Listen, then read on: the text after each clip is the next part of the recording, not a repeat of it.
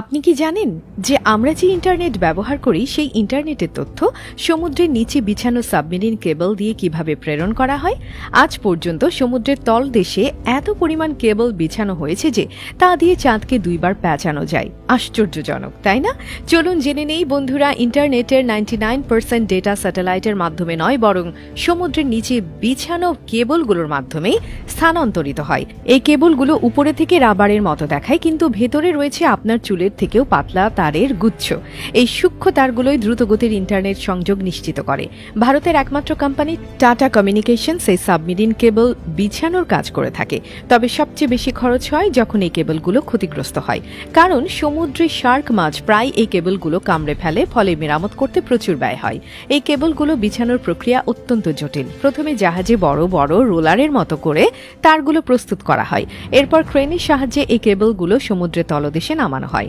জাহাজটি যখন এগিয়ে চলে, ক্রেন থেকে কেবল ধীরে ধীরে পানিতে ছাড়া হয়। এভাবে কেবলগুলো সমুদ্রের তলদেশে বিছানো হয়, যা মহাদেশ থেকে মহাদেশে ইন্টারনেটের তথ্য স্থানান্তর করে।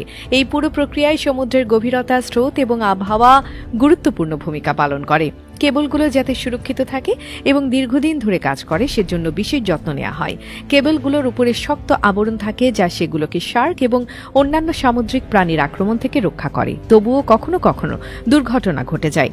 কেবলগুলো ক্ষতিগ্রস্ত হলে বিশেষ জাহাজ ও প্রযুক্তির সাহায্যে সেগুলো মেরামত করা হয়।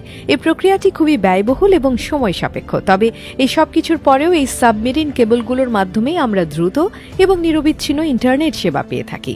আমরা যে ইন্টারনেট ব্যবহার করি তার পেছনে রয়েছে সমুদ্রের তলদেশে বিছানো অসংখ্য কেবলের জাল।